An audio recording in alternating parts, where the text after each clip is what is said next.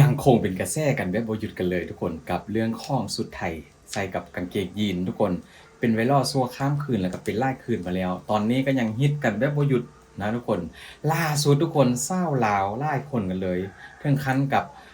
เดินทางไปที่ประเทศไทยเพื่อจะไปใส่สุดไทยผ้าสบายกับกางเกงยีนนะทุกคนเป็นกระแสใหม่ที่กำลังฮิตกันในตอนนี้ทุกคนมื้อนี้ว่าพิมพ์จัดคลิปมาให้ทุกคนได้เบิ่งหลากหลายกันเลยทุกคนซึ่งว่าผ่านมาก็บ่พิมพ์เคยเอาแต่คลิปของสาวต่างชาตินะคนเป็นฝรั่งเป็นชาวยุโรปที่ว่าเข้ามาใส่ชุดไทยแล้วก็สาวจีนเกาหลี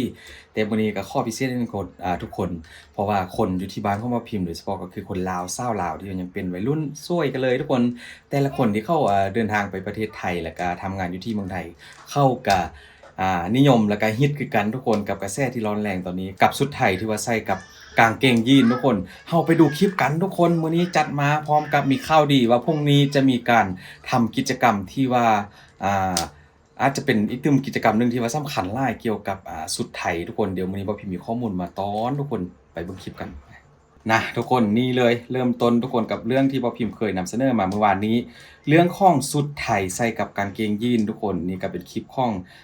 ชาวไทยกันก่อนเดี๋ยวบ่พิมพ์จะเอาคลิปชาวลาวมาให้ดูทุกคนว่าแต่ละคนใส่ชุดไทยแล้ว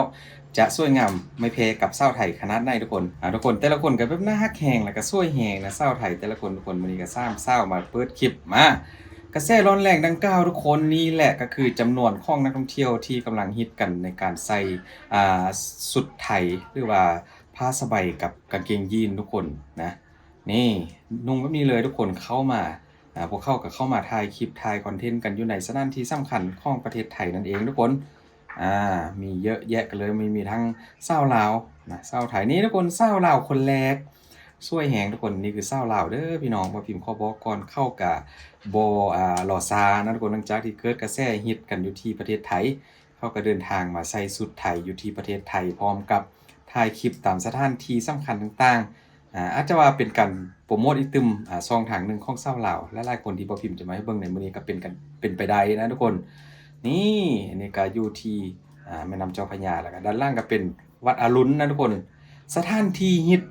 แต่ละที่แต่ละจุดที่ชาวลาวไปถ่ายก็สวยๆกันทั้งนั้นเลยทุกคนแล้วก็เป็นสถานที่ที่ว่าคนไทยที่ว่าใส่ชุดไทยนะแล้วก็กางเกงยีนนั่นแหละทุกคนไป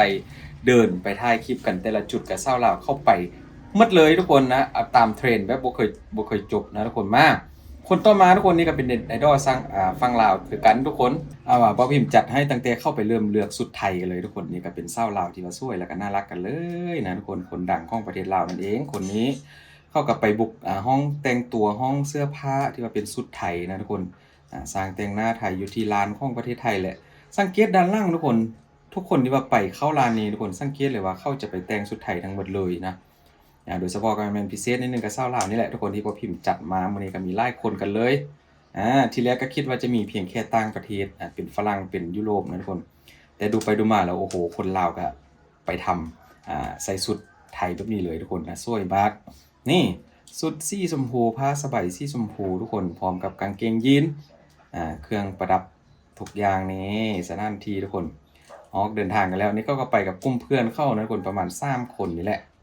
แต่ละคนก็สวยกันเลยหน้าแข็งทุกคนพอใส่ชุดไทยเข้าไปนะความมีเสน่ห์ก็เกิดขึ้นเลยนะ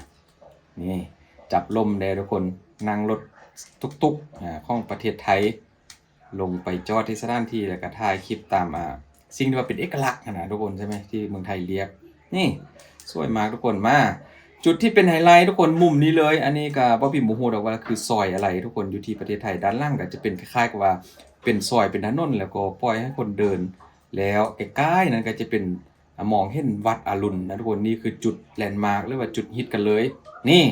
มาทุกคนมาพิมพ์จะอ่านข้อมูลนี้ฟังกับเรื่องของคุณกระแตที่พวกเขาจะได้ทำกิจกรรมวันพรุ่งนี้ทุกคนวันที่5นะ เขาบอกว่ารวมพลังใส่สุดไทยให้โลกเห็นนะทุกคนร่วมเก็บภาพปรากฏการณ์สุดไทยฟีเวอร์เพื่อผลักดันซอฟต์พาวเวอร์ของประเทศไทยในเพลงBangkok City ของกระแตเป็นการรวมพลังสาวโซเชียลและรวมถึงดาราและก็อินฟูอีกมากมายทุกคนซึ่งว่าเข้ายากให้ไปถ่ายคอนเทนต์ที่ว่าเป็นสุดไทยนะทุกคนที่ว่ากำลังเป็นกระแสกันในตอนนี้พร้อมกับนางรำอีก100 คนที่มาทำการแสดง ลำแก้บนถวายนะพร้อมกับการสัมมนาแบบอินฟูมืออาชีพณสถานที่ทุกคนก็คือสถานที่เขาจะจัดอยู่ที่ถนนทรงวาดมนต์เสน่ห์แลนด์มาร์คของกรุงเทพบ่พิมพ์กับหัวจุดได้ทุกคนถ้าว่าได้ยินบ่พิมพ์พูดแล้วก็สามารถไปกันได้นะทุกคนจะเริ่มที่เวลา 15:45 นะทุกคนแล้วก็16:00นะทุกคนแต่ละการแสดงก็จะมีเวลาแบบนี้เลยนะทุกคนอ่านสวยบ่พิมพ์เลยบ่พิมพ์ควรจะอ่านบ่ได้ทุกคนแล้วก็เวลา 16:20 นาทีก็กิจกรรม Bangkok City รวมพลังคนไทยโฮมสบายแล้วก็เวลา 17:30 ทุกคนศิลปินดาราให้สัมภาษณ์สื่อไปกันได้ทุกคนงานนี้สำคัญแน่นอนเพราะว่าเป็นการโปรโมทชุดไทยนะการแต่งกายแบบไทยๆเพื่อจะนำไปสู่สายตาสาวโลกอีกครั้งหนึ่งเป็นซอฟต์พาวเวอร์ใหม่ของประเทศไทยในปี 2026 นั่นเองทุกคนเดี๋ยวเราไปเบิ่งคลิปกันต่อทุกคนบ่พิมพ์ว่าที่คุณกระแตเขาโพสต์เมื่อกี้น่าจะเป็นจุดนี้บ่ทุกคนที่ว่าเป็นจุดแลนด์มาร์คไปถ่ายสุดไทยกันนะก็บ่แน่ใจคือกันเพราะเป็นถนนที่บ่พิมพ์ก็บ่เคยรู้จักที่บ่พิมพ์อ่านให้ฟังเมื่อกี้เลยทุกคนบ่ได้ว่างหรือว่ามีเวลาก็ไปกันได้ตามโมงเวลาที่บ่พิมพ์อ่านให้ฟังเมื่อกี้นะทุกคนกับข้อมูลเล็กๆน้อยๆซึ่งว่าจะจัดขึ้นวันที่5ก็คือพรุ่งนี้นะทุกคนที่5กุมภาไปใส่สุดไทยแล้วก็ไปถ่ายคลิปไปดูการแสดงกิจกรรมต่างๆนะของงานดังกล่าวกันได้ทุกคนเพื่อจะช่วยกันผลักดันซอฟต์พาวเวอร์ใหม่ที่กำลังร้อนแรงตอนนี้นะก็คือสุดไทยกับกางเกงยีนทุกคนหรือว่าใส่สบายกับกางเกงยีนนั่นเองทุกคนชาวลาวทุกคน2คนนะใส่สุดไทยแล้วก็เป็นเหมือนกับชาวไทยเลยนะชาวลาวในสุดไทย1วันค่ะนี่ก็เขาเขียนใส่แคปชั่นลงไปในคลิปทุกคนคนต่อมาก็น่าแฮงทุกคนแต่ละคนนะชาวลาวทั้งนั้นมื้อนี้ก็ข้อเน้นชาวลาวคนลาวก็แล้วกันเพราะว่าพ่อพิมพ์ก็บ่ค่อยได้ทำคลิปชาวลาวมานานแล้วล่าสุดก็มีกระแสนี้ก็ชาวลาวก็เดินทางไปแน่นอนมีมนต์เสน่ห์ที่สุดเลยทุกคนว่าพิมพ์ว่าสุดไทยนะเพราะว่าคนงามๆคนสวยๆน่ารักได้ไปใส่แล้วก็ถ่ายคลิปมาให้พวกเขาได้เบิ่งนี่ก็รู้สึกว่าโอ้โหมันมีเสน่ห์ขึ้นมาหลายเท่ากันเลยนะสุดไทยก็ถือว่าสวยสดงดงามอยู่แล้ว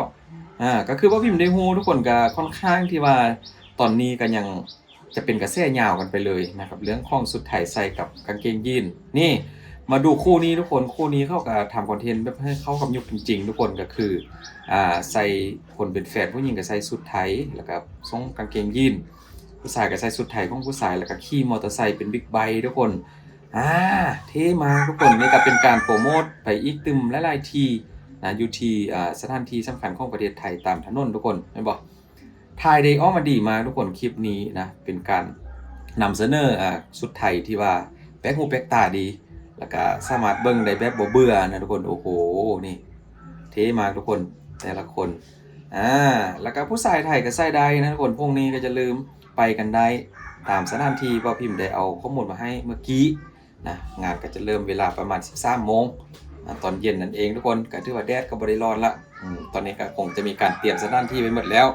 นอกจากนั้นทุกคนก็นอกจากคนไทยคนลาวแล้วเด็กไทยก็มาเช่นกันน่าฮักแฮงนี่เลยน้องคนแรกทุกคนใส่ชุดไทยใส่ผ้าสบายแล้วก็กางเกงยีนแต่งออกมาแบบโอ้โหได้สุดยอดหลายนะเป็นน้องที่ว่าน่าฮักหลายเขาก็โชว์สถานที่ท่องเที่ยวแล้วก็วัดวาอารามที่ว่าเป็นสถานที่สวยๆของประเทศไทยทั้งนั้นพร้อมกับมือกับจับพวงมาลัยนะทุกคนนี่แล้วก็น้องผู้ชายคนนี้ทุกคนน้องผู้ชายคนนี้ก็ชุดนี้ก็เป็นชุดไทยกันแต่ว่าพิมพ์กับบ่ฮู้ว่าเป็น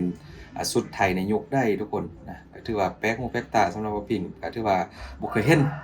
รู้สึกว่าสวยงามหลายแต่ละชุดที่ว่ามีการเอาออกมานำเสนอ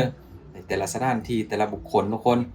น้องๆแต่ละคนก็ยอมรับเลยนะเด็กไทยนี่การแสดงออกที่สุดการแสดงออกหลายนี่น้องคนต่อมาทุกคนน้องผู้หญิงคนนี้ก็เต้นโซกันเลยก็ถือว่าฝันกันอย่างล่ออยู่แต่ว่าน้องก็น่าฮักหลายนะใส่ชุดไทยแล้วก็ใส่เข้มขัดสีเงินนะกางเกงยีนแล้วก็เต้นโซสู่สายตาสาวโลกอีกตึมคนนึงนี่ก็เป็นการผลักดันให้กับน้องๆนะทุกคนเชื่อว่าจะเป็นการช่วยโปรโมทอีกตึมทางนึงเพราะว่านักท่องเที่ยวส่วนใหญ่ที่มาไปเที่ยวก็จะมีทั้งครอบครัวมีทั้งผู้ใหญ่มีทั้งเด็กมีทั้งผู้แก่นะก็สามารถใส่ชุดตามที่ทุกคนได้เห็นนี้ได้เลยชุดเด็กน้อยก็มีสวยๆกันเลยนะของชุดไทยนั่นเองทุกคน งดงามจริงๆมีมนต์เสน่ห์สุดๆนะน้องๆได้ใส่ก็อาจจะช่วยไปอีกแบบเป็นไวใส้ๆนะทุกคนสาวลาวคนต่อมาทุกคนสาวลาวคนนี้ก็เดินทางไปถ่ายอยู่ที่วัดอรุณกันเลยนะเป็นวัดชื่อดังของประเทศไทยอยู่แล้วนักท่องเที่ยวหลักๆก็จะเป้าหมายก็คือจะมาเที่ยววัดอรุณเป็นส่วนใหญ่สาวลาวคนนี้เขาก็ไปถ่ายและคนต่อมาก็ใส่ชุดไทยตึมทุกคนพร้อมกับกางเกงยีนสีขาวนะใส่เข้มขัดสีทองเดินชมเมืองสวยๆของประเทศไทยทั้งนั้นทุกคนสวยมากจริงๆปิดท้ายทุกคนโดยสาวลาวคนนี้อีกคนหนึ่งชุดไทยนี่ถือว่ามีเยอะมากนะทุกคนแต่ละชุดกับบริซ้ำกันเลยแล้วก็มีการประดาเครื่องตกแต่งแบบต่างกันนะนี่สวยมากแต่ละชุดทุกคนอย่าลืมสถานที่ที่ว่าพิมพ์เคยนำเสนอทุกคนบอกไปเมื่อกี้กับมื้ออื่นมีการจัดงานสำคัญอยู่ที่ประเทศไทยก็อย่าลืมไปกันได้นะว่าพิมพ์ก็จะคอยทำคลิปให้ดูถ้าบ่ได้บ่อยากไปก็เดียวรอถ้าเบิ่งว่าพิมพ์จะเอาคลิปมาให้ดูแล้วจะอ่ามีมนต์เสน่ห์แล้วก็สวยงามขนาดไหนกับงานที่ว่าจะจัดขึ้นในพรุ่งนี้ทุกคนขอบคุณหลายๆทุกคนขอบคุณจริงๆเด้อขอให้ทุกคนโชคดีเด้อทุกคน